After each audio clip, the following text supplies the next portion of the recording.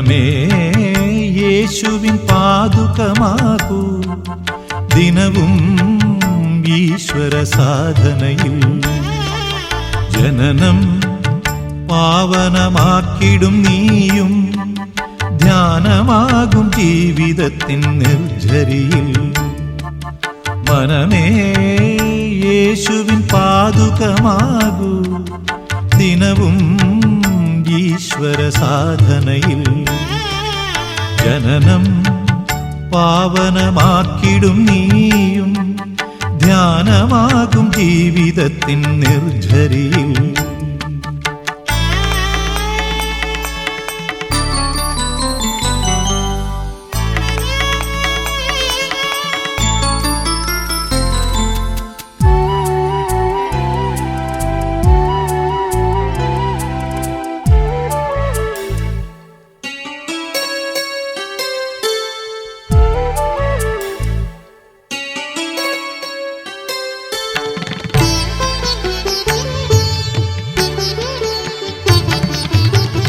പ്രാർത്ഥന മാത്രം ജൽപ്പനമാക്കിയ നാവാൽ നിത്യം നീ മൊഴിയും, പ്രാർത്ഥന മാത്രം ജൽപ്പനമാക്കിയ നാവാൽ നിത്യം നീ മൊഴിയും.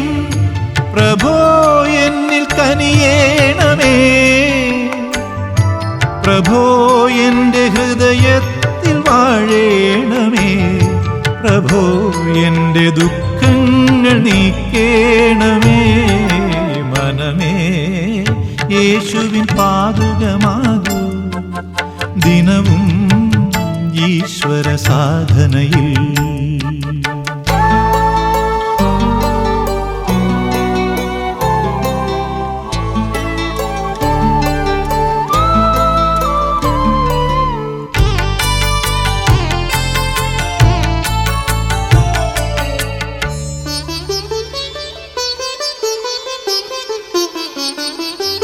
യേശുവിൻ സ്നേഹം ദർശനമാക്കിയ ജീവൻ എന്നും പൂത്തുനിൽക്കും.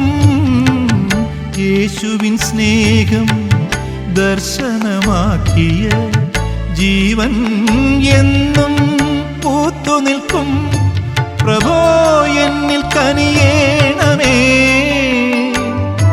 പ്രഭോ നിന്റെ സ്നേഹം ചൊരിയേണമേ, പ്രഭോ എൻ്റെ ദുഃഖങ്ങൾ നീക്കേണമേ. മനമേ യേശുവിൻ പാദുകമാകൂ, ദിനവും ഈശ്വര സാധനയിൽ ജനനം പാവനമാക്കിടും നീയും, ധ്യാനമാകും ജീവിതത്തിൻ നിർജ്ജരിയിൽ. മനമേ യേശുവിൻ പാദുകമാകൂ, ദിനവും ഈശ്വര സാധനയിൽ. ദൈവത്തിന് മഹത്വം. ആദ്യമായി ഓസ്ട്രേലിയയിൽ ഞങ്ങൾ എത്തിയത് പെർത്തിലായിരുന്നു. അവിടെ എനിക്ക് പാസ്റ്റർ ജെയിംസും പാസ്റ്റർ റെജിയും കൺവെൻഷനുകൾ ക്രമീകരിച്ചിരുന്നു. സ്നാനശുശ്രൂഷ നടത്തുവാനും അവസരം ലഭിച്ചു. കാൻബറയുമായി ബന്ധപ്പെട്ട ഒരനുഭവം നിങ്ങളുമായി പങ്കുവെക്കുവാൻ ഞാൻ ആഗ്രഹിക്കുന്നു. 1977 ഞാൻ ഹരിയാനയിലെ ഗ്രേസ് ബൈബിൾ കോളേജിൽ പഠിക്കുന്ന കാലം സാമ്പത്തികമായി വളരെ പ്രയാസത്തിലായിരുന്നു. അന്ന് 15 രൂപ കൊടുത്താൽ ഒരു കൊതുകുവല വാങ്ങിക്കാം. പണമില്ലാത്തതുകൊണ്ട് വാങ്ങിച്ചില്ല. തന്മൂലം ആയിരക്കണക്കിന് കൊതുകുകൾ എന്നെ കുത്തി. ഞാൻ മലേറിയ ബാധിതനായി മരണത്തോട് മല്ലടിക്കേണ്ടി വന്നു. അന്ന് 75 പൈസ കൊടുത്താൽ അവിടെ തലമുടി വെട്ടാം. പൈസ ഇല്ലാതിരുന്നത് കൊണ്ട് മാസങ്ങൾ തലമുടി വെട്ടാതെ നടക്കേണ്ടി വന്നു. ഒരു ദിവസം തുണി കഴുകുവാൻ ഞാൻ അലക്കുകല്ലിൻ്റെ അടുക്കിലേക്ക് നടന്നു. തുണികൾ ബക്കറ്റിൽ ഇട്ട് വെള്ളമൊഴിച്ച് സർഫ് പാക്കറ്റ് എടുത്ത് കുടഞ്ഞു. പക്ഷേ അതിൽ ഒന്നും ഉണ്ടായിരുന്നില്ല. അലക്കുകല്ല് ഞാൻ പരിശോധിച്ചു. അതിലല്പം സോപ്പെങ്കിലും കാണുമെന്ന് പ്രതീക്ഷിച്ചു. പക്ഷേ അതിലും ഒന്നും ഉണ്ടായിരുന്നില്ല. ഹരിയാനയിലെ കൊടും തണുപ്പ് കാലത്ത് എനിക്ക് ഷൂസും സോക്സും ഉണ്ടായിരുന്നില്ല. തന്മൂലം എൻ്റെ കാൽവിരലുകളിലെ അറ്റത്ത് രക്തം ചത്ത് കട്ട പിടിച്ച് കിടക്കുമായിരുന്നു. കിക്കർ മരത്തിൻ്റെ മുള്ളുകൊണ്ട് അത് ഞാൻ പൊട്ടിച്ചു കളയും. ഈ സന്ദർഭത്തിൽ എൻ്റെ അധ്യാപകനായ ഫിലിപ്പ് ഗ്രഹാം എന്നെ തൻ്റെ ഓഫീസിലേക്ക് വിളിച്ചു. അദ്ദേഹം ഓസ്ട്രേലിയയിലെ കാൻബറക്കാരൻ ആയിരുന്നു. ഫിലിപ്പ് സാർ എന്നോട് പറഞ്ഞു, പോളെ, നിന്റെ സാമ്പത്തിക പ്രശ്നം ഞാൻ അറിയുന്നു.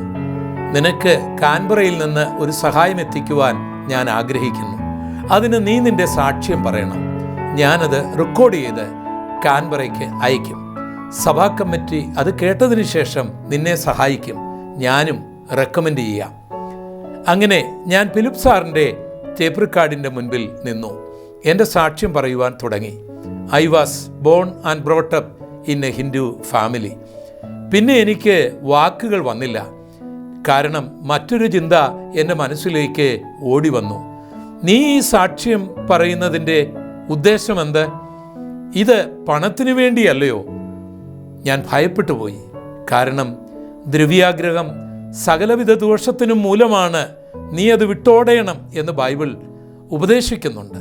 അവസാനം ഞാൻ സാറിനോട് പറഞ്ഞു, ക്ഷമിക്കണം സാർ, എനിക്ക് ഓസ്ട്രേലിയൻ പണത്തിനു വേണ്ടി സാക്ഷ്യം പറയുവാൻ സാധിക്കുകയില്ല. ഞാൻ ആ ഓഫീസിൽ നിന്നും ഇറങ്ങി നടന്നു.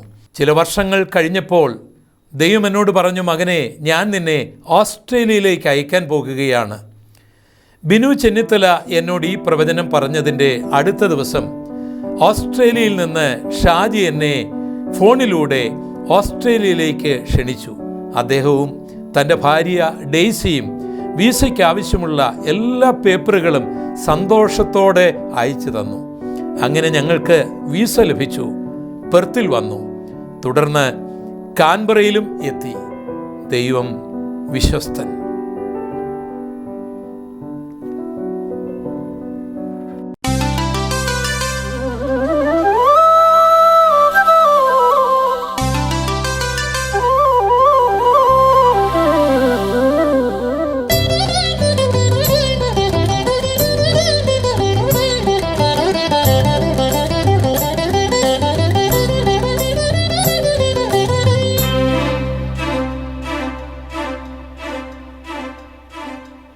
ഇതുവരെ എന്നെ കരുതിയ നാഥ, ഇനി എനിക്കെന്നും തവ കൃപ മതിയാം.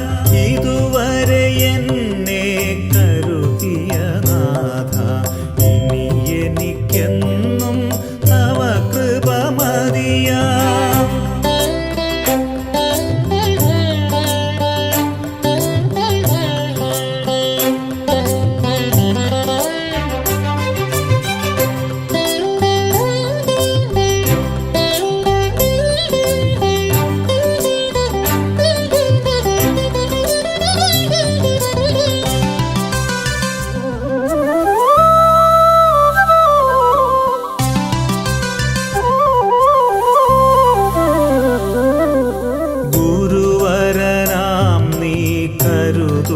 പിന്നെ കുറവൊരു ചെറുതും വരികില്ല പരനെ. ഗുരുവരനാം നീ കരുതുകിൽ പിന്നെ കുറവൊരു ചെറുതും വരികില്ല പരനെ. അരികളിൻ നടുവിൽ വിരുന്നൊരുക്കും നീ പരിമള തൈലം പകരുമെൻ ശിരസിൽ.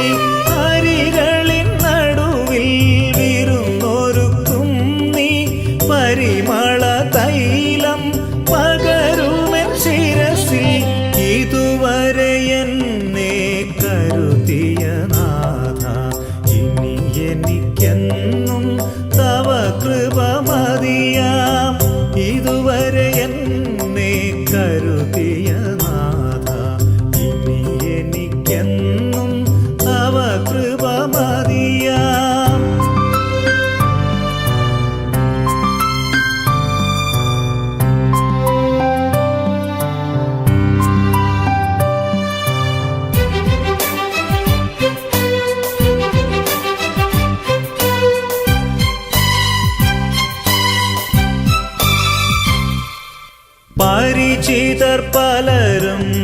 പരിഹസിച്ചെന്നാൽ പരിചിൽ നീ കൃപയാൽ പരിചരിച്ചെന്നെ. പരിചിതർ പലരും പരിഹസിച്ചെന്നാൽ പരിചിൽ നീ കൃപയാൽ പരിചരിച്ചെന്നെ. തിരുച്ചിറകടിയിൽ മറച്ചിരുൾ തീരും വരെ എനിക്കരുളും അരുമയോടഭയം. തിരുച്ചിറകടിയിൽ മറച്ചിരുൾ തീരും വരെ എനിക്കരുളും അരുമയോടഭയം. ഇതുവരെ എന്നെ കരുതിയ നാഥ, ഇനി എനിക്കെന്നും തവ കൃപ മതിയാം. ഇതുവരെ എന്നെ കരുതിയ നാഥ, ഇനി എനിക്കെന്നും തവ കൃപ മതിയാം.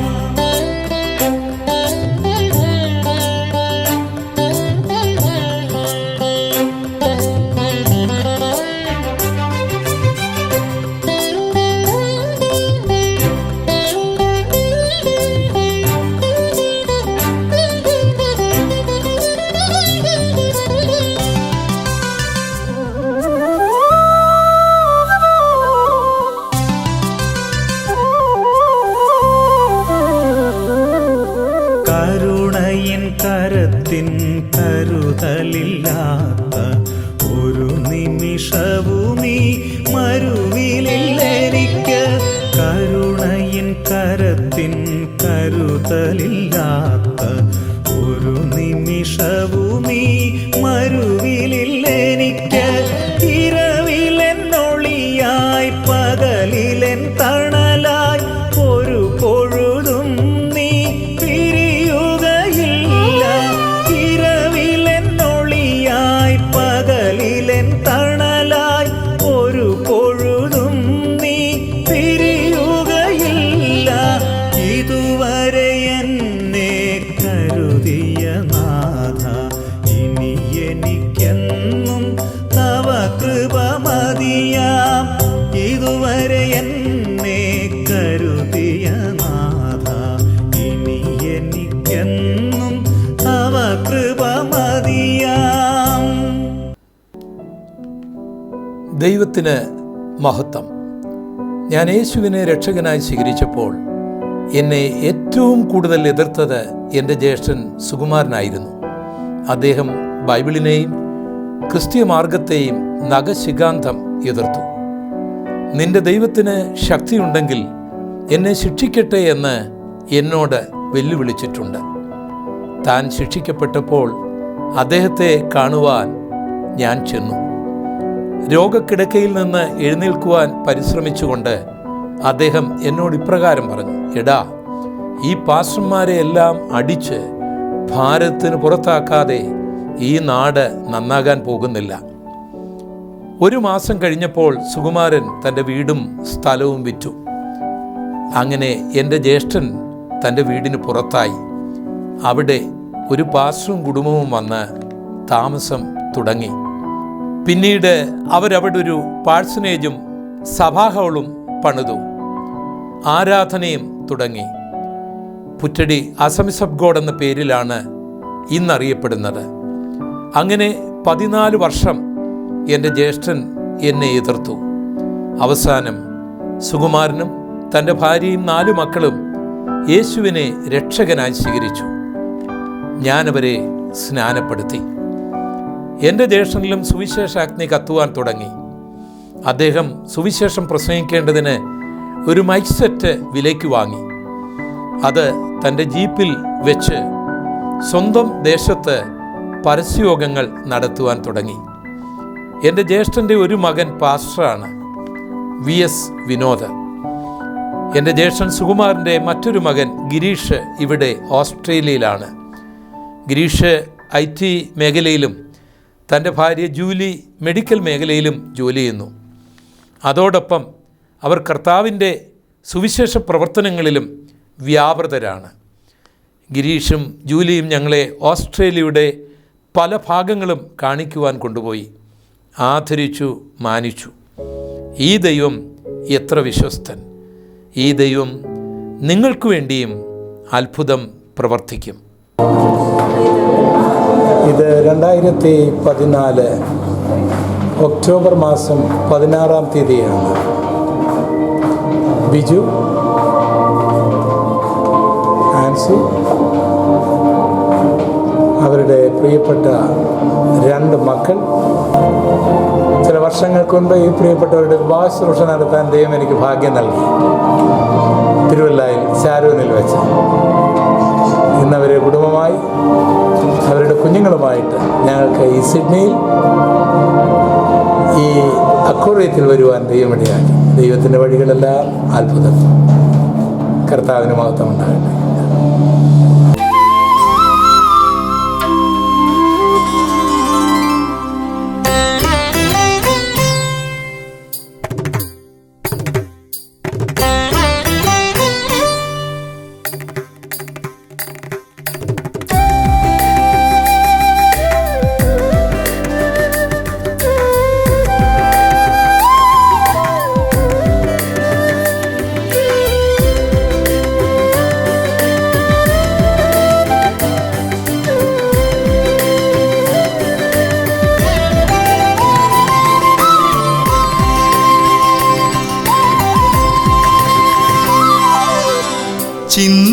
ചിന്മയരൂപാനമോ നമോസ്തുതേ, തുംഗപ്രതാപാനമോ. ചിന്മയരൂപാനമോ നമോസ്തുതേ, തുംഗപ്രതാപാനമോ. നീതിനിരതേ നിരാമയരൂപ, ആശ്രിതർക്കാശ്വാസമേ പ്രിയേക ചിന്മയരൂപാനമോ. ചിന്മയരൂപാനമോ നമോസ്തുതേ, തുംഗപ്രതാപാനമോ.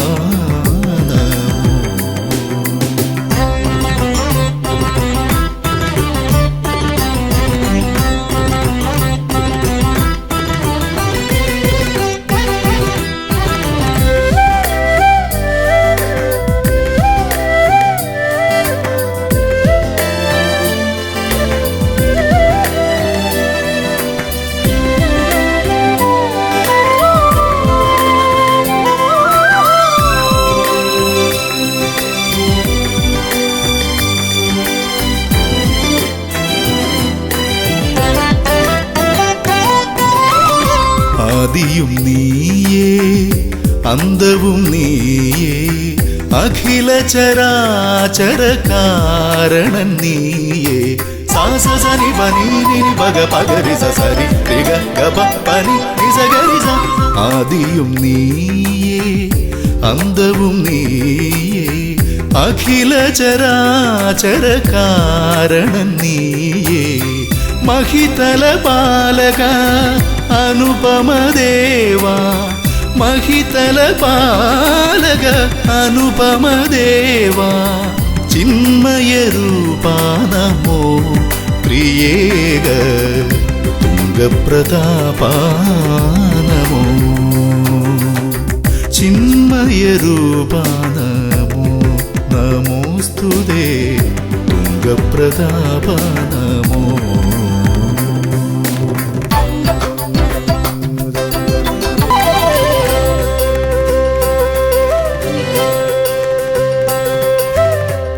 സത്യവും നീയേ ജീവനും നീയേ, പാന്തർക്കും നേരായ പാതയും നീയേ.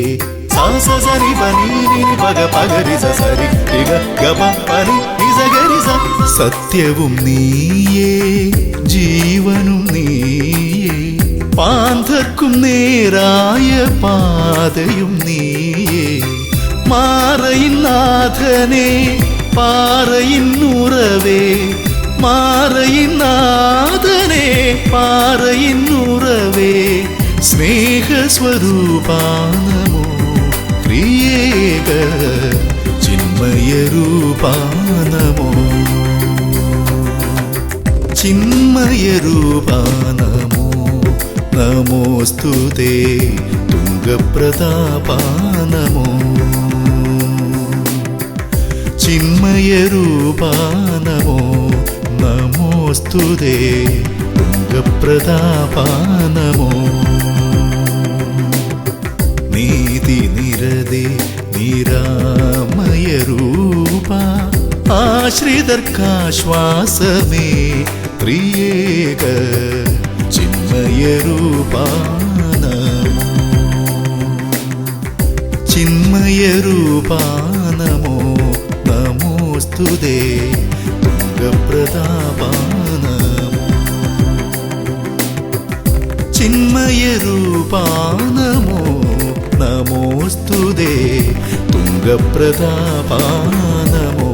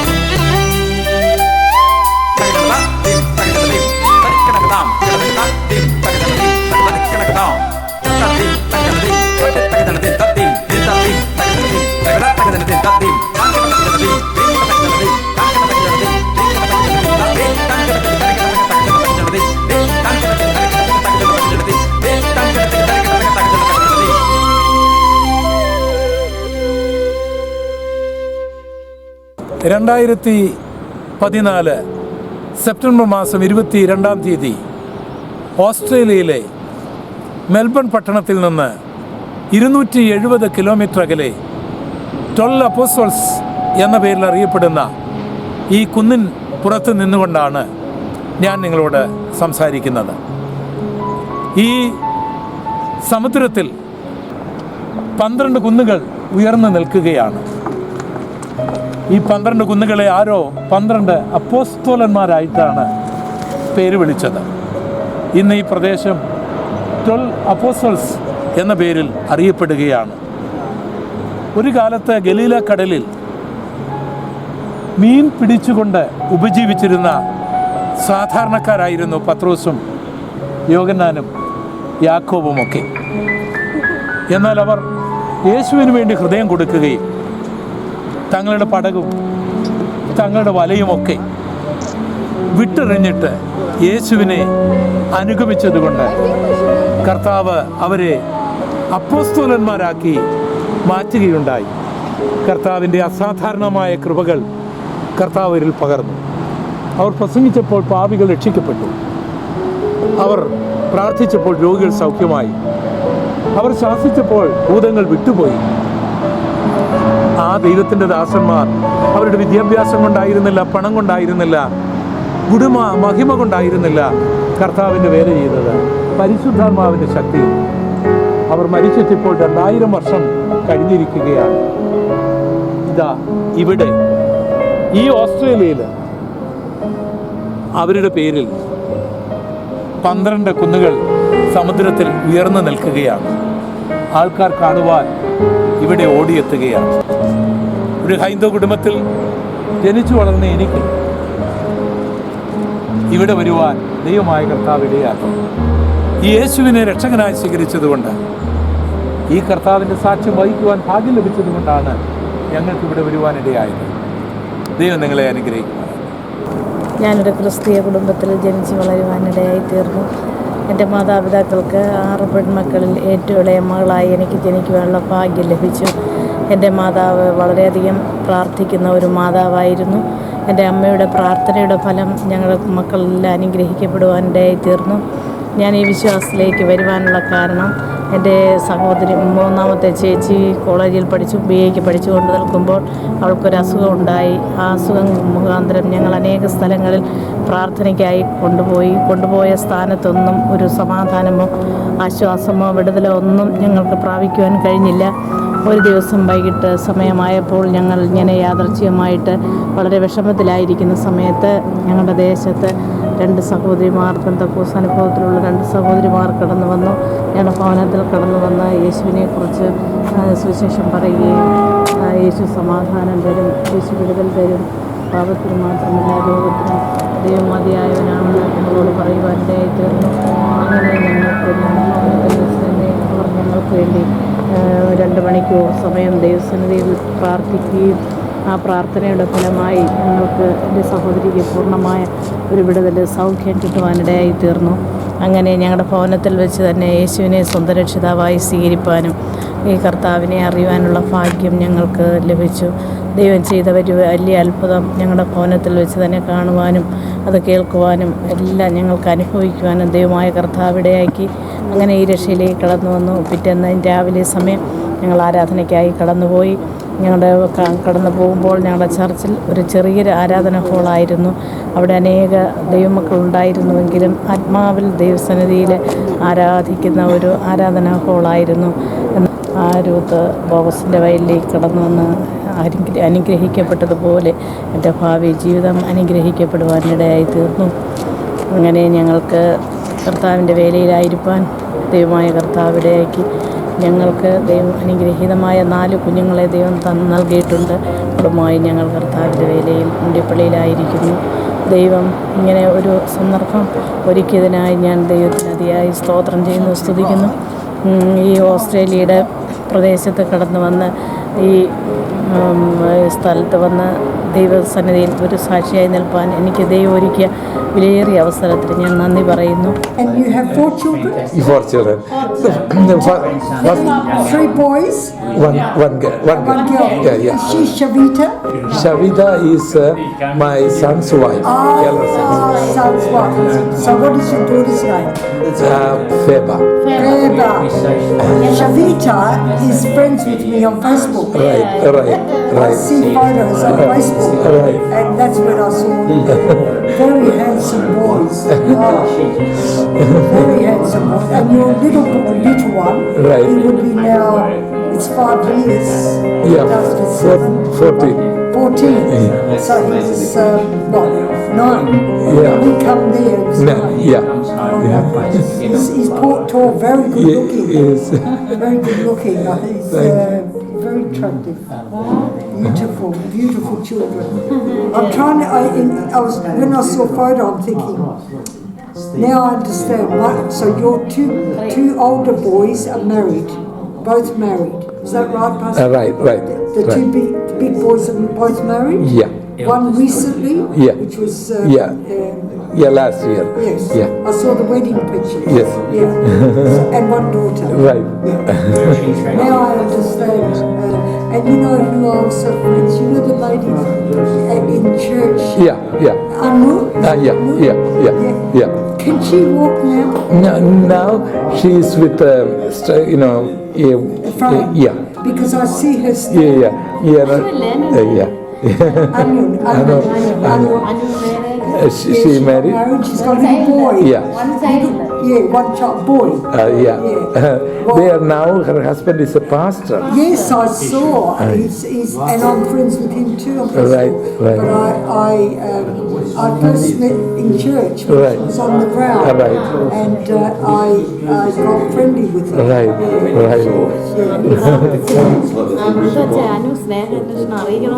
Okay. And Anu already said to us to convey the greetings. You send greetings for me. Yeah. And tell her the boys beautiful.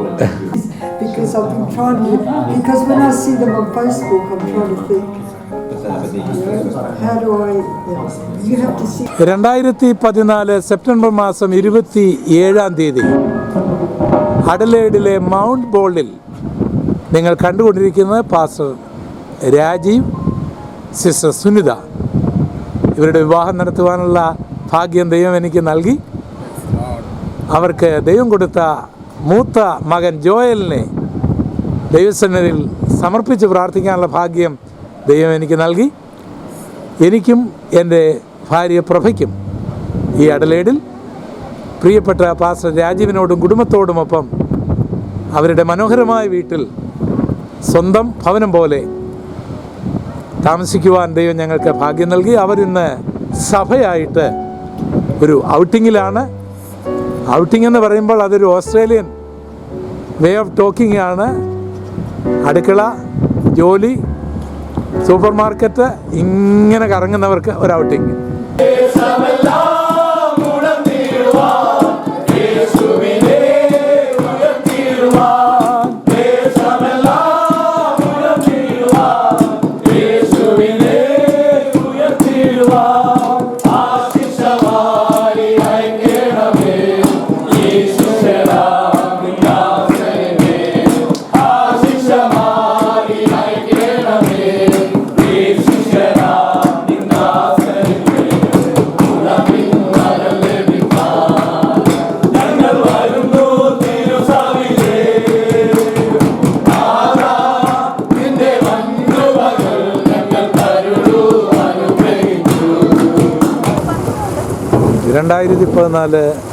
September മാസം 29-ാം തീയതിയാണ്.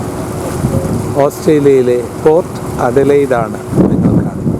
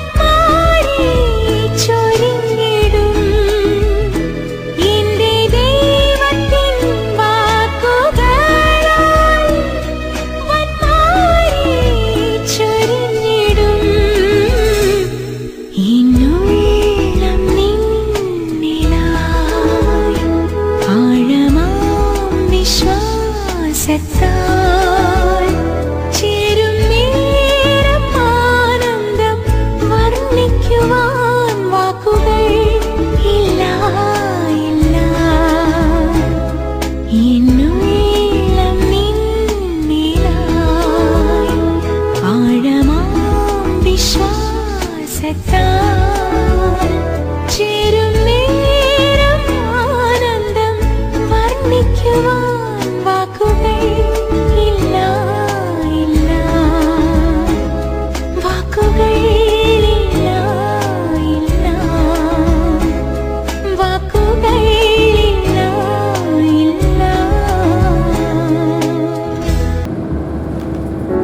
ഓസ്ട്രേലിയയിലെ സെവൻ ഹില്ലിലാണ് പ്രശസ്തമായ ഹിൽസോങ് ചർച്ച് സ്ഥിതി ചെയ്യുന്നത്. ഇപ്പോൾ പ്രഭ സെവൻ ഹിൽ റെയിൽവേ സ്റ്റേഷനിൽ നിന്നുകൊണ്ട് ഇന്ത്യയിലുള്ള മക്കളെ ടെലിഫോണിൽ വിളിച്ച് സംസാരിക്കുകയാണ്. ഒരു ഞായറാഴ്ച ഞങ്ങൾക്ക് ഹിൽസോങ് ചർച്ചിലെ ആരാധനയിൽ പങ്കെടുക്കുവാനും അവസരമുണ്ടായി. അതിപരിശുദ്ധമായ നാമം വാഴ്ത്തപ്പെടുമാറാകട്ടെ. നിങ്ങളിപ്പോൾ കണ്ടുകൊണ്ടിരിക്കുന്നത് ഓസ്ട്രേലിയയിലെ കാൻബറയിലെ ഫ്ലോറിയാഡാണ് പുഷ്പോത്സവം. ഇത് 2014 ഒക്ടോബർ മാസം 6-ാം തീയതിയാണ്. ഈ മനോഹരമായ ദൃശ്യം നിങ്ങൾക്ക് വേണ്ടി റെക്കോർഡ് ചെയ്യുന്നത് ബ്രദർ സിബിയാണ്. സിബി ഒരു കത്തോലിക്ക കുടുംബത്തിലാണ് ജനിച്ചു വളർന്നത്. എന്നാൽ ചെറുപ്രായത്തിൽ തന്നെ, യൗവനപ്രായത്തിൽ തന്നെ അദ്ദേഹം ഒരു ഹൃദ്രോഗിയായി മാറി. മരണത്തിൻ്റെ കൂരിൽ താഴ്വരയിലൂടെ അദ്ദേഹം യാത്ര ചെയ്യുമ്പോൾ തൻ്റെ ഭാര്യ തനിക്ക് വേണ്ടി കരയുകയും നിലവിളിക്കുകയും ചെയ്തു. ആ സന്ദർഭത്തിൽ ഞാനിപ്പോൾ ശുശ്രൂഷിക്കുന്ന മുണ്ടിപ്പള്ളി സഭയിലെ ബീന എന്ന് വിളിക്കുന്ന സൂസൻ ഞാൻ എഴുതിയ 2 പുസ്തകങ്ങൾ സിബിക്ക് കൊടുക്കുകയുണ്ടായി. സിബി അത് ആർത്തിയോട് വായിച്ചു. പരിശുദ്ധാത്മാവ് തന്നിൽ പ്രവർത്തിക്കുവാനായി തുടങ്ങി. സൂസൻ്റെയും സിബിയുടെ ഭാര്യയുടെയും അനവധി ദൈവദാസന്മാരുടെയും പ്രാർത്ഥനയുടെയും പ്രവർത്തനത്തിൻ്റെയും ഫലമായി സിബി കർത്താവായ യേശുവിനെ രക്ഷകനായി സ്വീകരിച്ചു. പിതാവിൻ്റെയും പുത്രൻ്റെയും പരിശുദ്ധാത്മാവിൻ്റെയും നാമത്തിൽ സ്നാനപ്പെട്ടു. കർത്താവ് അദ്ദേഹത്തിന് സൗഖ്യവും ആയുസ്സും കൊടുത്തു. ബോംബെയിൽ നിന്ന് ദോഹയിലേക്കും, ദോഹയിൽ നിന്ന് UK-യിലേക്കും, UK-യിൽ നിന്ന് ഓസ്ട്രേലിയയിലേക്കും, ഓസ്ട്രേലിയയിലെ കാൻബറയിലേക്കും സിബിയെയും കുടുംബത്തെയും ദൈവം കൊണ്ടുവന്നു. ഞങ്ങൾക്ക് വേണ്ടി, നിങ്ങൾക്ക് വേണ്ടി ഈ മനോഹരമായ ദൃശ്യം റെക്കോർഡ് ചെയ്യുവാൻ ദൈവം സിബിക്ക് ആയുസ്സും ആരോഗ്യവും കൊടുത്തു. ഈ മനോഹരമായ ഗാർഡൻ നിങ്ങൾ കാണുമ്പോൾ ഞാൻ വേദപുസ്തകത്തിലേക്ക് എൻ്റെ ശ്രദ്ധ തിരിയുകയാണ്. ആദിയിൽ ദൈവം ആകാശവും ഭൂമിയും സൃഷ്ടിച്ചു. പാഴായൊരു ഭൂമിയെയല്ല, ശൂന്യമായൊരു ഭൂമിയെയല്ല, ഇരുൾ മൂടിയ ഒരു ഭൂമിയെയല്ല ദൈവം സൃഷ്ടിച്ചത്. മനോഹരമായ ഒരു ഭൂമി, പൂന്തോട്ടങ്ങളാൽ നിറയപ്പെട്ട ഏദൻ തോട്ടമായിരുന്നു ഭൂമി. അവിടെ ദൈവം തൻ്റെ ദൂതനായ ലൂസിഫറിനെ നിയമിച്ചാക്കുകയുണ്ടായി. അവൻ അവൻ്റെ സൗന്ദര്യത്തിലും അവൻ്റെ ജ്ഞാനത്തിലും കഴിവിലും അഹങ്കരിച്ച് ദൈവത്തോട് സമനാകാനായിട്ട് ആഗ്രഹിച്ചപ്പോൾ ദൈവം അവനെ തടുത്തു. അവനത്രേ പിന്നീട് സാത്താൻ എന്ന പേരിൽ അറിയപ്പെട്ടത്. ദൈവത്തിൻ്റെ 1ാമത്തെ ന്യായവിധി ഈ ഭൂമിയിലുണ്ടായി. മനോഹരമായ ഈ ഭൂമി ന്യായവിധിക്ക് വിധേയമായി തീർന്നു. പാഴായി മാറി, ശൂന്യമായി മാറി. ലിതോസ്ഫിയർ വിണ്ടുകീറി വെള്ളത്താൽ മൂടപ്പെട്ടു. അങ്ങനെ എത്ര വർഷം ഈ ഭൂമി കിടന്നുവെന്ന് നമുക്കറിഞ്ഞുകൂടാ. കരുണാവാരിധിയായ ദൈവം, സ്നേഹ സമ്പന്നനായ ദൈവം ഈ ഭൂമിയെ നവീകരിക്കുവാനായിട്ട് തീരുമാനിച്ചു. ഇരുൾ മൂടിയ ഭൂമിയിൽ ദൈവം വെളിച്ചം കൊണ്ടുവന്നു. 1, 2, 3, 4, 5, 6, 7 ദിവസങ്ങളിലൂടെ ദൈവം ഈ ഭൂമിയെ മനോഹരമായിട്ട് വീണ്ടും രൂപപ്പെടുത്തി. അവിടെ കിഴക്ക് ഒരു തോട്ടമുണ്ടാക്കി. ആ തോട്ടത്തിൽ ദൈവം ആദമിനെയും ഹവ്വയെയും കൊണ്ട് പാർപ്പിക്കുകയുണ്ടായി. ഇതുപോലെ മനോഹരമായൊരു തോട്ടം, വൃക്ഷങ്ങളാൽ നിറഞ്ഞ, സസ്യങ്ങളാൽ നിറഞ്ഞ, മനോഹരമായ പൂക്കളാൽ നിറഞ്ഞ ഒരു തോട്ടം. ദൈവം അവരോട് പറഞ്ഞു, നിങ്ങൾ ഈ തോട്ടം കാക്കണം. പക്ഷേ അവർ മറന്നുപോയി. സാത്താൻ ആ തോട്ടത്തിൽ പ്രവേശിക്കുകയും ഹവ്വയെ ചതിക്കുകയും ഹവ്വ മുഖാന്തരം ആദമും ചതിക്കപ്പെടുകയും അങ്ങനെ അവർ പാപം ചെയ്ത് ആ ഏദൻ തോട്ടത്തിൽ നിന്ന് അവർ പുറത്താക്കപ്പെട്ടു. മാനവകുലത്തിന് പറുദീസ നഷ്ടപ്പെടുകയാണ്. എന്നാൽ 2000 വർഷങ്ങൾക്ക് മുൻപ് സ്വർഗത്തിന്റെ മണിമകുടമായിരുന്ന, ദൂതന്മാരുടെ ആരാധ്യ പുരുഷനായിരുന്ന, അഖിലാണ്ടത്തിന്റെ സൃഷ്ടിതാവായിരുന്ന, സനാതനനായിരുന്ന, അടുത്തുകൂടാത്ത വെളിച്ചത്തിൽ വസിച്ചിരുന്ന ദൈവം മനുഷ്യനെ രക്ഷിക്കുവാൻ മനുഷ്യനായിട്ട് ഈ ഭൂമിയിലേക്ക് വരികയുണ്ടായി. 33.5 വർഷം യേശു എന്ന പേരിൽ ഇവിടെ ജീവിക്കുകയുണ്ടായി. മരിച്ചവരെ ഉയർപ്പിച്ചു, ഊമരെ സംസാരിപ്പിച്ചു, ചെകിടരെ കേൾപ്പിച്ചു, മുടന്തരെ നടക്കുമാറാക്കി. മനുഷ്യന്റെ പാപം മാറ്റുവാൻ, അവന്റെ ശാപം മാറ്റുവാൻ യേശു കർത്താവ് യാഗമാകുവാനായിട്ട് തീരുമാനിച്ചു. കർത്താവായ യേശു എനിക്ക് വേണ്ടി നിങ്ങൾക്ക് വേണ്ടി മുൾമുടി ചൂടി, എനിക്ക് വേണ്ടി നിങ്ങൾക്ക് വേണ്ടി ചാട്ടവാറുകളാൽ അടികളേറ്റു, എനിക്ക് വേണ്ടി നിങ്ങൾക്ക് വേണ്ടി ക്രൂശ് ചുമന്നു, എനിക്ക് വേണ്ടി നിങ്ങൾക്ക് വേണ്ടി കർത്താവ് ക്രൂശിൽ തൂങ്ങി, എനിക്ക് വേണ്ടി നിങ്ങൾക്ക് വേണ്ടി 6 മണിക്കൂറുകളോളം കർത്താവ് ക്രൂശിൽ കിടക്കുകയുണ്ടായി. തൻ്റെ രക്തം മുഴുവൻ നമുക്ക് വേണ്ടി ഒഴുക്കി നൽകുകയുണ്ടായി. ഈ കർത്താവായ യേശുവിനെ നിങ്ങൾ രക്ഷകനായി സ്വീകരിച്ചാൽ നിങ്ങളുടെ പാപങ്ങൾ മോചിക്കപ്പെടും, നിങ്ങളുടെ രോഗങ്ങൾ സൗഖ്യമാകും, നിങ്ങൾക്ക് സമാധാനം ലഭിക്കും. ആ കർത്താവിൻ്റെ കൽപ്പനയായ സ്നാനം പിതാവിൻ്റെയും പുത്രൻ്റെയും പരിശുദ്ധാത്മാവിൻ്റെയും നാമത്തിൽ ഏറ്റ് പാപത്തോടും ദുരുപദേശത്തോടും വേർപെട്ട് പരിശുദ്ധാത്മാവിൻ്റെ അഭിഷേകം പ്രാപിച്ച് വിശുദ്ധിയോട് ജീവിച്ചാൽ കർത്താവിനെ മടങ്ങി വരുമ്പോൾ അവൻ നിങ്ങളെ രൂപാന്തരപ്പെടുത്തി സ്വർഗീയ പരദീസയിലേക്ക് കൊണ്ടുപോകുക മാത്രമല്ല, ദൈവം ഈ ഭൂമിയെ ഒരു പുതിയ ഭൂമിയാക്കി മാറ്റും. ഈ മനോഹരമായ പൂന്തോട്ടത്തേക്കാൾ 1000 കോടി മടങ്ങ് മനോഹാരിതയിൽ ഈ ഭൂമിയെ മനോഹരമാക്കി ഒരു ഏദൻ തോട്ടം പോലെയാക്കി പുതിയ ഭൂമിയാക്കി തീർക്കുമ്പോൾ നിങ്ങൾക്ക് കർത്താവിനോടൊപ്പം ആ പുതിയ ഭൂമിയിൽ വസിക്കുവാനായി കഴിയും. വരൂ, യേശുവിൻ്റെ അടുക്കിലേക്ക് വരൂ, കർത്താവിനെ രക്ഷകനായി സ്വീകരിക്കൂ, പാപമോചനം പ്രാപിക്കൂ, ശാപമോചനം പ്രാപിക്കൂ, സൗഖ്യം പ്രാപിക്കൂ, അനുഗ്രഹം പ്രാപിക്കൂ. ദൈവം നിങ്ങളെ ഏവരെയും ധാരാളമായി അനുഗ്രഹിക്കുമാറാകട്ടെ.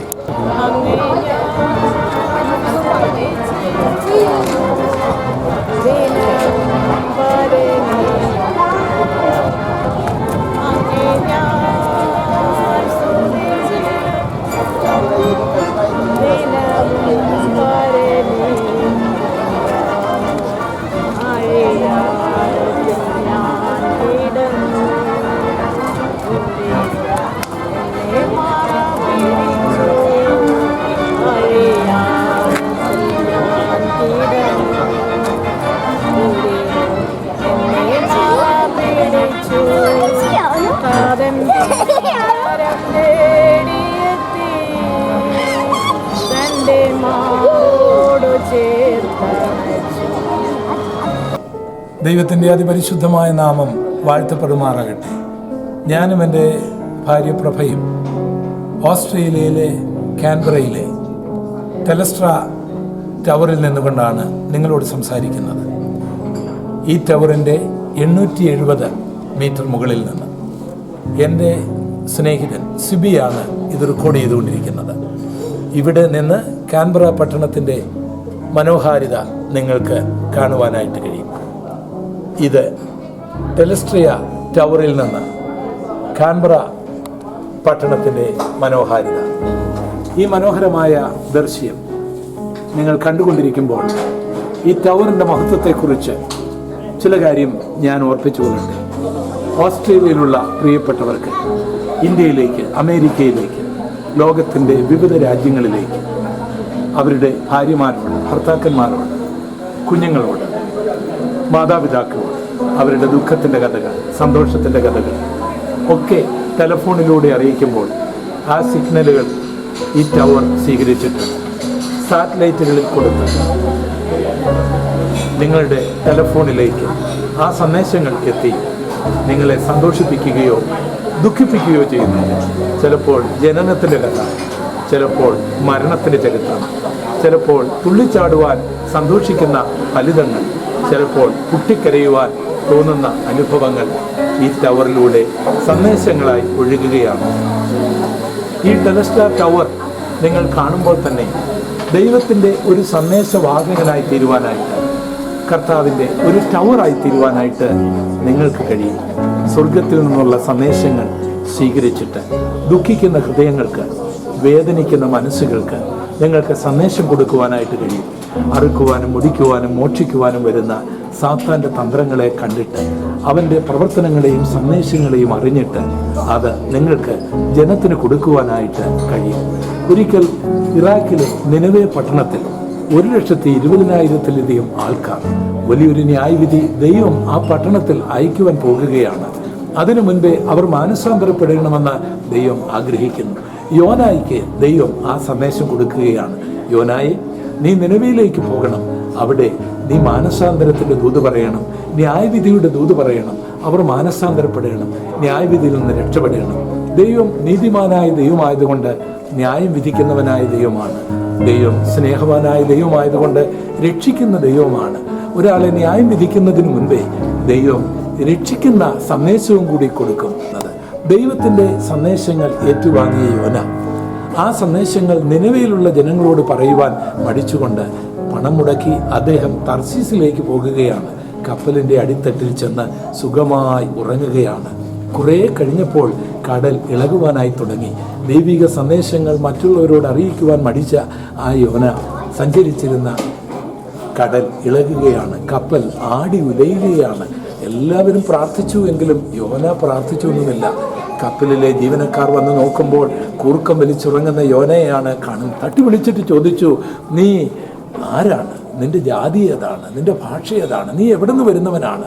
അവൻ എഴുന്നേറ്റ് ഒരു സാക്ഷ്യം പറഞ്ഞു, ഞാൻ ആരാണെന്നറിയാമോ? കടലും കരയും ഒക്കെ സൃഷ്ടിച്ച ദൈവത്തെ ഭജിക്കുന്നവനാണ്. പക്ഷേ ഈ കടലിളകിയതും ഈ കാറ്റടിക്കുന്നതും നിങ്ങൾ ഭയപ്പെടുന്നതിൻ്റെ കാരണം ഞാനാണ്. പിന്മാറ്റക്കാരനായ ഞാൻ മുഖാന്തരമാണ് ഇതൊക്കെ സംഭവിക്കുന്നത്. ദൈവം നൽകിയ സന്ദേശം ജനത്തോട് പറയുവാൻ മടിച്ച ഞാൻ മുഖാന്തരം ഈ കാറ്റടിക്കുകയാണ്. നിങ്ങൾക്ക് രക്ഷപ്പെടുവാൻ ഒരു മാർഗം മാത്രമേ ഉള്ളൂ. കപ്പലിലെ സാധനങ്ങളെല്ലാം വെറുതെ കടലിൽ എറിയുന്നത് കൊണ്ടും വെറുതെ നിങ്ങൾ ദൈവത്തോട് പ്രാർത്ഥിക്കുന്നതുകൊണ്ടൊന്നും പ്രശ്നം പരിഹരിക്കപ്പെടുകയില്ല. എന്നെ എടുത്ത് വലിച്ചെറിഞ്ഞുകൊള്ളൂ, അപ്പോൾ തന്നെ പ്രശ്നം പരിഹരിക്കപ്പെടും. അവർ യോനായെ എടുത്ത് വലിച്ചെറിയുകയാണ്. ഒരു കടൽ മത്സ്യം യോനായെ വിഴുങ്ങുകയാണ്. അത് യോനായുമായിട്ടുള്ള യാത്രയാണ്. ആ കടൽ മത്സ്യം ആകെപ്പാടെ അസ്വസ്ഥമായി. അവസാനം അത് നിനവയുടെ കരയിൽ കൊണ്ടുപോയി യോനായെ ഛർദ്ദിച്ചു വെക്കുകയാണ്. അവിടെ ചെന്ന് യോന ദൈവവചനം പറയുകയും ആ ജനങ്ങളെല്ലാവരും മാനസാന്തരപ്പെടുകയും അവരെല്ലാവരും ആ ന്യായവിധിയിൽ നിന്ന് രക്ഷപ്പെടുകയും ചെയ്തു. പ്രിയപ്പെട്ടവരെ, ഈ ടെലസ്റ്റിയ ടവർ സന്ദേശം കൊടുക്കുന്നത് പോലെ ദൈവത്തിൽ നിന്ന് സന്ദേശം വാങ്ങി ജനത്തിന് കൊടുക്കൂ. അല്ലെങ്കിൽ യോനയ്ക്ക് സംഭവിച്ചതുപോലെ, യോന മുഖാന്തരം മറ്റുള്ളവർക്ക് സംഭവിച്ചതുപോലെ സംഭവിക്കുവാൻ സാധ്യതയുണ്ട്. ദൈവിക സന്ദേശം ലഭിച്ച നീ, ഒരു ടവറായിരിക്കാൻ ദൈവത്താൽ തിരഞ്ഞെടുക്കപ്പെട്ട നീ, കർത്താവിൽ നിന്നുള്ള സന്ദേശം പറയുവാൻ മടിച്ചാൽ അത് അപകടമാണ്, ആപത്താണ്. മാനസാന്തരപ്പെടുക, മടങ്ങി വരിക. നാമം വാഴ്ത്തപ്പെടുമാറാകട്ടെ. ഞങ്ങളിപ്പോൾ ഓസ്ട്രേലിയയിലെ ക്യാപിറ്റൽ സിറ്റിയായ കാൻബറയിലെ മനുഷ്യനിർമ്മിതമായ ഒരു ലേക്കിൻ്റെ മുൻപിൽ നിന്നുകൊണ്ടാണ് നിങ്ങളോട് സംസാരിക്കുന്നത്. ഇത് 2014 ഒക്ടോബർ മാസം 5-ാം തീയതിയാണ്. ഈ മനോഹരമായ ദൃശ്യം ഇവിടെ റെക്കോർഡ് ചെയ്തുകൊണ്ടിരിക്കുന്നത് ബ്രദർ സിബിച്ചൻ. നാം വെളിപ്പാട് പുസ്തകത്തിൽ ദൈവത്തിൻ്റെ സിംഹാസനവും അതിൻ്റെ മുൻപിൽ സ്ഫടിക തുല്യമായിട്ടുള്ള ജലതടാകങ്ങളും നമുക്ക് കാണുവാനായിട്ട് കഴിയും. എന്നാൽ യാതനാ സ്ഥലത്ത് ഒരു തുള്ളി വെള്ളത്തിന് വേണ്ടി ധനവാൻ കേണപേക്ഷിക്കുന്നതും ലൂക്കോസിൻ്റെ സുവിശേഷം 16-ാം അധ്യായത്തിൽ രേഖപ്പെടുത്തിയിട്ടുണ്ട്. യേശു കർത്താവ് ഒരിക്കൽ ശമരിയക്കാരിയോട് പറഞ്ഞു, ഒരിക്കലും ദാഹിക്കാത്ത ജീവജലം ഞാൻ നിനക്ക് നൽകാം. യാക്കോബിൻ്റെ ഈ കിണറിൽ നിന്ന് കുടിക്കുന്നവരൊക്കെ പിന്നെയും ദാഹിക്കും. ഞാൻ കൊടുക്കുന്ന വെള്ളം കുടിക്കുന്നവൻ ഒരു നാളും ദാഹിക്കുകയില്ല. യോഹന്നാന്റെ സുവിശേഷം 4-ാം അധ്യായത്തിൽ യേശു കർത്താവ് പറഞ്ഞ ഈ വാക്യത്തിൻ്റെ അർത്ഥം ലൂക്കോസിൻ്റെ സുവിശേഷം 16-ാം അധ്യായം 19-ാം വാക്യം മുതൽ ധനവാനായ മനുഷ്യൻ ഒരു തുള്ളി വെള്ളത്തിന് വേണ്ടി കേണപേക്ഷിക്കുന്ന രംഗം നാം കാണുമ്പോൾ അതിൻ്റെ അർത്ഥം മനസ്സിലാക്കുവാനായിട്ട് കഴിയും. യേശു പറഞ്ഞു, ദാഹിക്കുന്ന ഏവനും എൻ്റെ അടുക്കൽ വരട്ടെ. വിശ്വസിക്കുന്നവൻ്റെ ഉള്ളിൽ നിന്ന് തിരുവെഴുത്ത് പറയുന്ന പോലെ ജീവജലത്തിൻ്റെ നദി ഒഴുകും. യേശു കർത്താവിൻ്റെ അടുക്കലേക്ക് വരിക.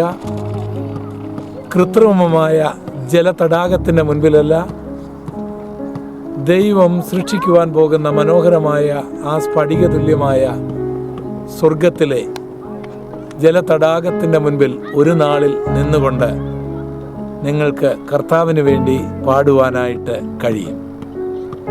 ദൈവം ഈ വചനങ്ങളാൽ നിങ്ങളെ ധാരാളമായിട്ട് അനുഗ്രഹിക്കുമാറാകട്ടെ. ദൈവത്തിൻ്റെ അതിപരിശുദ്ധമായ നാമം വാഴ്ത്തപ്പെടുമാറാകട്ടെ. ഞാനിപ്പോൾ നിങ്ങളോട് സംസാരിക്കുന്നത് ഓസ്ട്രേലിയയിലെ കാൻബറയിലെ സ്പേസ് സെന്ററിൽ നിന്നുകൊണ്ടാണ്. കേവലം 10 ദിവസങ്ങൾക്ക് മുൻപ് ലോകത്തിലെ ശാസ്ത്രജ്ഞന്മാരുടെ കണ്ണും കാതുകളും ഈ സ്പേസ് സെന്ററിലേക്ക് ഉറ്റുനോക്കിയിരുന്നു. ഇന്ത്യയുടെ പ്രധാനമന്ത്രിയും നമ്മുടെ ആയിരക്കണക്കിന് ശാസ്ത്രജ്ഞന്മാരും രാഷ്ട്രീയ കുതികികളും ഈ സ്പേസ് സെന്ററിലേക്ക് നോക്കിക്കൊണ്ടിരുന്നു. കാരണം 2013 നവംബർ മാസം 5-ാം തീയതി നമ്മുടെ ഭാരതം അയച്ച മംഗളയാൻ എന്ന ആ സാറ്റലൈറ്റ് 2014 സെപ്റ്റംബർ മാസം 24-ാം തീയതി ചൊവ്വയിലെത്തുകയുണ്ടായി.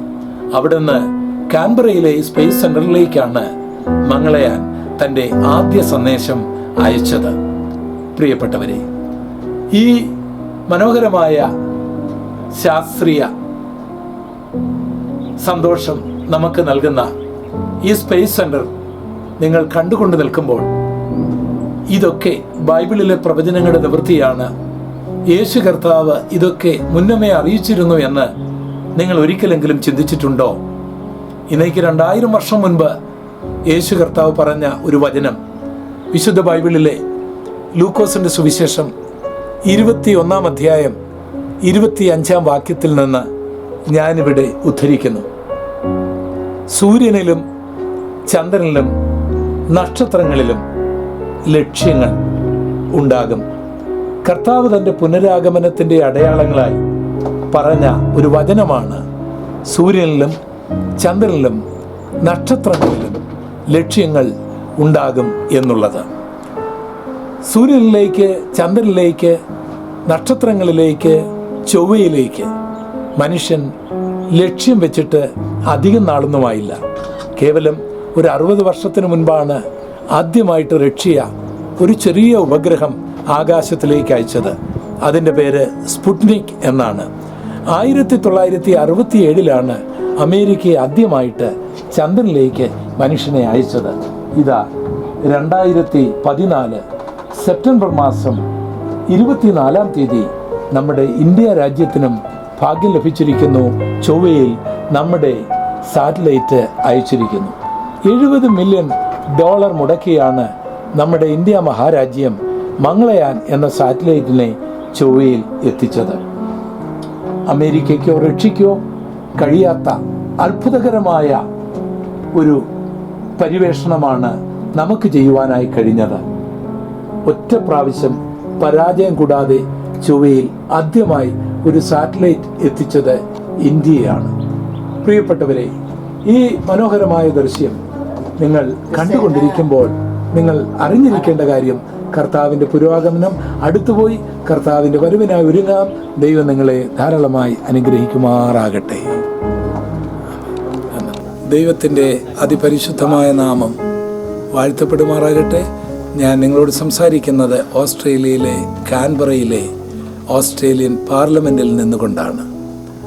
എസെക്കിയേൽ പ്രവചനം 21:26 നാം ഇപ്രകാരം വായിക്കുന്നു: ഞാൻ മകുടം നീക്കി കിരീടം എടുത്തു കളയും. അതങ്ങനെ ഇരിക്കുകയില്ല.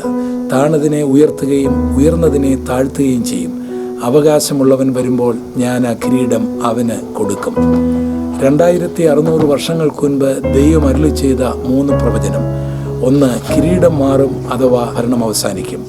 2, താഴ്ന്നവർ ഉയരും അഥവാ താഴ്ന്നവർ ഭരണതലത്തിലേക്ക് വരും. ഈ 2 പ്രവചനങ്ങളും നിറവേറിക്കഴിഞ്ഞാൽ 3-ാമത്തെ പ്രവചനമായ യേശുവിൻ്റെ വരവും യേശുവിൻ്റെ രാജഭരണവും ഇവിടെ ആരംഭിക്കും. 2600 വർഷങ്ങൾക്ക് മുൻപ് ഇവിടെ കിരീടധാരികളായ ഭരണകർത്താക്കൾ മാത്രമേ ഉണ്ടായിരുന്നുള്ളൂ. എന്നാൽ ഈ ഓസ്ട്രേലിയ തുടങ്ങി പ്രധാനമന്ത്രിമാർ, മന്ത്രിമാർ ഇവിടെ ഉണ്ടാകുവാൻ ദൈവമിടയാക്കി. ഈ 2 പ്രവചനങ്ങളും നമ്മുടെ കണ്ണിൻ്റെ മുൻപിൽ നിറവേറിയിരിക്കുകയാണ്. ഇനി സംഭവിക്കേണ്ടത് യേശു കർത്താവിൻ്റെ വരവാണ്. കർത്താവ് താമസിക്കാതെ രാജാതിരാജാവായി വരും. നിന്റെ ദൈവത്തെ എതിരേൽക്കുവാൻ ഒരുങ്ങിക്കൊള്ളുക. യെശയ്യാ പ്രവചനം 9:6 നാം ഇങ്ങനെ വായിക്കുന്നു: നമുക്കൊരു ശിശു ജനിച്ചിരിക്കുന്നു, നമുക്കൊരു മകൻ നൽകപ്പെട്ടിരിക്കുന്നു. അവൻ വീരനാം ദൈവം, നിത്യപിതാവ്, സമാധാന പ്രഭു, അത്ഭുതമന്ത്രി എന്ന് വിളിക്കപ്പെടും. യേശു അത്ഭുതമന്ത്രിയാണ്. പാപത്തെ മോചിക്കുന്ന മന്ത്രി, രോഗത്തെ സൗഖ്യമാക്കുന്ന മന്ത്രി, സമാധാനം തരുന്ന മന്ത്രി. കർത്താവിനെ സ്വീകരിക്കൂ. ദൈവം നിങ്ങളെ ധാരാളമായി അനുഗ്രഹിക്കുമാറാകട്ടെ. Hello to everybody. Love you. മാവെന്തിനേശുവേ നിന്നെ വാഴ്ത്തിടാൻ, കാതെന്തിനേശുവിൻ വാക്കു കേട്ടിടാൻ. മാവെന്തിനേശുവേ നിന്നെ വാഴ്ത്തിടാൻ, കാതെന്തിനേശുവിൻ വാക്കു കേട്ടിടാൻ. ഒരു മനമായി പാടിടാൻ, തിരുസുതനേ വാഴ്ത്തിടാൻ. മാവെന്തിനേശുവേ നിന്നെ വാഴ്ത്തിടാൻ, കാതെന്തിനേശുവിൻ വാക്കു കേട്ടിടാൻ. ഒരു മനമായി പാടിടാൻ, തിരുസുതനേ വാഴ്ത്തിടാൻ.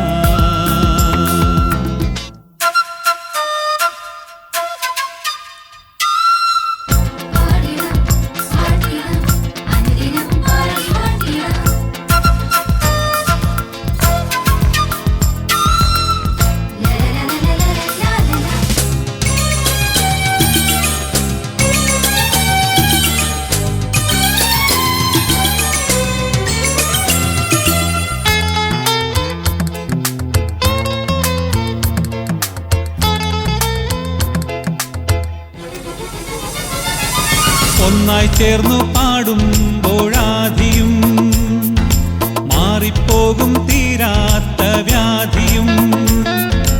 എല്ലാം ഈശോ നൽകുന്ന ദാനമേ, ഹല്ലേലൂയ പാടി വാഴ്ത്തിടാം. എല്ലാം ഈശോ നൽകുന്ന ദാനമേ, ഹല്ലേലൂയ പാടി വാഴ്ത്തിടാം. ജാതി മറന്നും മറന്നും സകലേശ സ്തുതി പാടാം അനുദിനവും. നാവെന്തിനേശുവേ നിന്നെ വാഴ്ത്തിടാൻ, കാതെന്തിനേശുവിൻ വാക്കു കേട്ടിടാൻ. ഒരു മനമായി പാടിടാൻ, തിരുസുതനേ വാഴ്ത്തിടാൻ.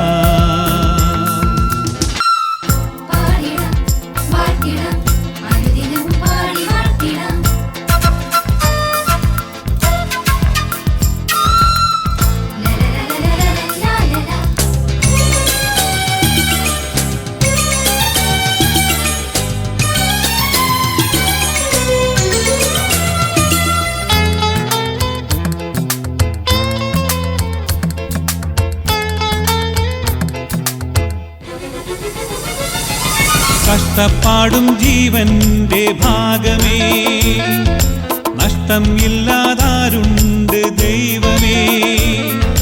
ചൊല്ലേണം നാം എല്ലാം ആക്കാതിലായി, എങ്കിൽ ശാന്തി നേടും ജീവിതം. ചൊല്ലേണം നാം എല്ലാം ആക്കാതിലായി, എങ്കിൽ ശാന്തി നേടും ജീവിതം.